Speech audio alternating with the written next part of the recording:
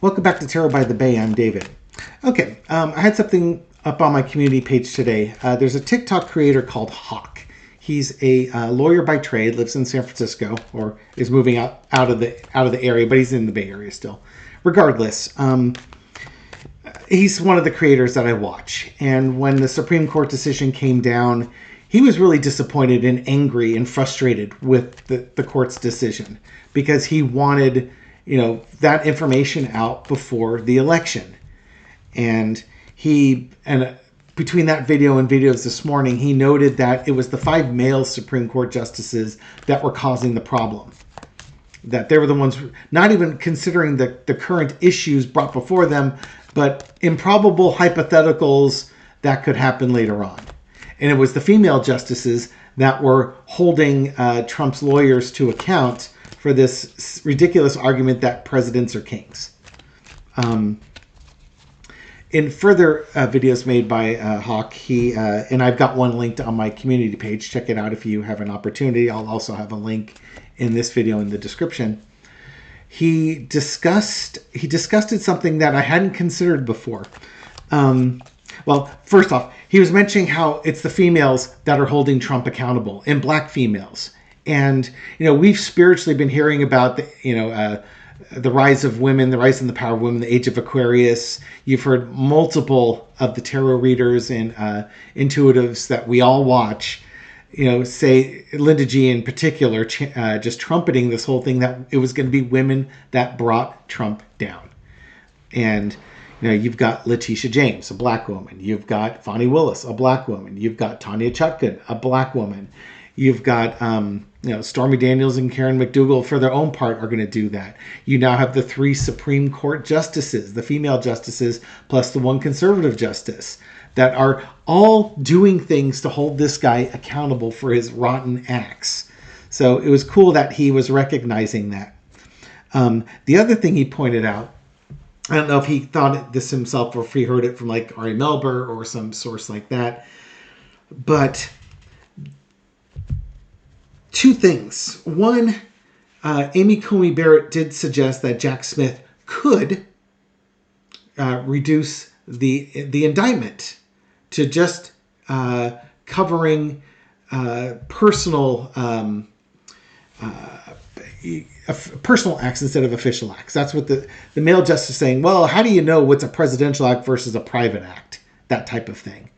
And Judge Barrett said, well, maybe Jack Smith should reconsider his indictments to get rid of the presidential acts and just focus on the private acts, the personal acts that he did. And where that's going is that apparently after the Supreme Court makes their judgment known, which is going to be kicking the can back to the lower courts, Judge Chutkan can order an evidentiary hearing. An evidentiary hearing would be for the prosecution and the defense to present all their information to her so that she could make judgment as to what is a presidential act and what is not a presidential act. So that we know what stuff is out of bounds for prosecuting Trump and what stuff is in bounds, which would help Jack Smith with his indictment. This would not be a jury trial. This is just presentation of the case in front of the judge. It's almost like a dry run, a rehearsal of the case without a jury present, which means that all this information would get out to the American public likely prior to the election. It wouldn't lead to any convictions of Donald Trump, but it would get all the information out that Jack Smith has gathered. The narrative would be out there. This could really work out in our favor because now there isn't any, Democratic jurors and all this rigmarole and delay tactics that he uses. This is just going to be the evidence out there. I don't know if evidentiary hearing could be broadcast. Maybe it could. Maybe that would be different than a jury trial. So maybe this evidentiary hearing could be the thing that gets broadcast out to everybody. So it's one of those things where, we look through the myopic hole and we only see a little bit, and Spirit says, oh, no, there's a much bigger picture. This might be something that works out way better for us. And that makes me feel better about the Supreme Court rulings, or it softens the blow a little bit, because I was grumpy yesterday. I did my Trump hairpiece last night, the quickie that went up today. I did that last night because I needed something to lighten my mood, and it worked for me, and it looks like it worked for you guys too. Okay, so 5 minutes in. Sorry for the long intro, but it was a requirement to get you up to speed here with where we're going with Judge Chutkan. What is the energy around Judge Chutkan? And then later on, we're going to ask about evidentiary hearings. Entertainment purposes only. Knight of Wands. Oh, she's ready. She's ready to progress things.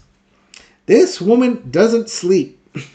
She doesn't rest on her laurels. She keeps things moving. By the way, she just sentenced some Proud Boy who participated in the January 6th insurrection, assaulted a police officer and such. 5.5 years is what he got. So this woman carries a big stick, and apparently amongst the lawyers that are representing the defendants in January 6th, they're mentioning that she is much tougher on the sentences than the other judges. And they think that maybe it's her problem. She goes, I may be an outlier, but I don't think it's a problem. Girl, I'm with you. Yeah, she's got stuff going on. She's gonna keep this case moving. Jack Smith is lined up with her. It's been a burden having to sit and wait and watch this. I am sure the two of them are absolutely horrified by what the Supreme Court did yesterday. I'm not saying they weren't surprised. They were probably expecting it. But expecting it and then seeing it play out in front of you, it's got to be horrible to watch. Especially, again, when you're a federal judge and you're a federal prosecutor. And not only that, but somebody who does war crimes at The Hague type of thing. You've seen the worst of the worst, and you're watching it unfold in your country where you were born. That you never thought it would happen here. Got to be really hard on them. But Jack Smith is the type of person to keep things going. Tanya Chutkan is the type of person who keeps things going and has no problem making hard, tough decisions. Ruthless decisions. These two are assassins in their own way.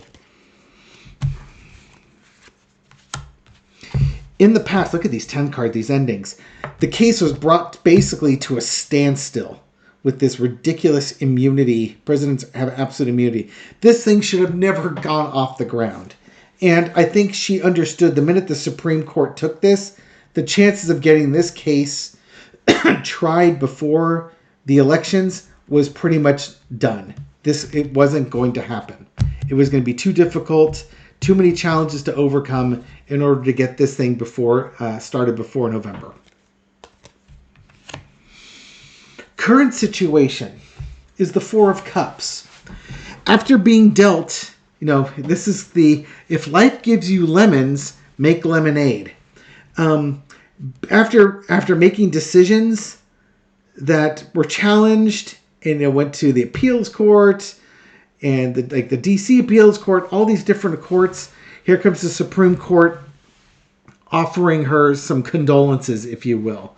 But I think she's sitting there assessing the situation so that when the Supreme Court renders their decision, it's not a disappointment, it's an opportunity.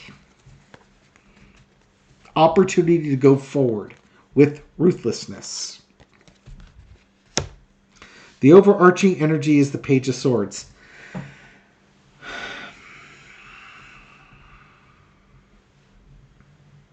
Just giving this a pause for a second. I'm trying to decide if this is...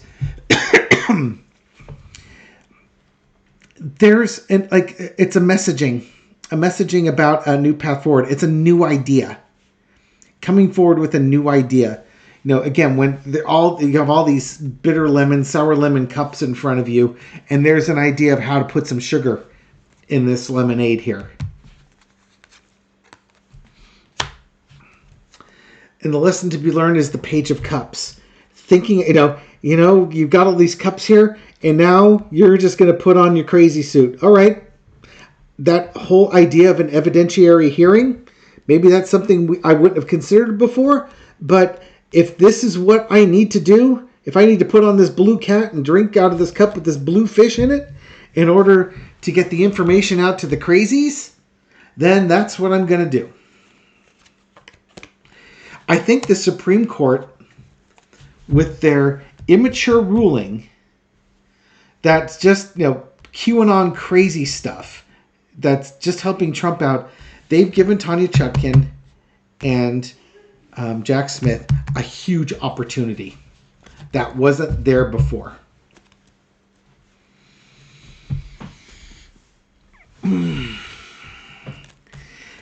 It would have been easy for the Supreme Court not to take this case.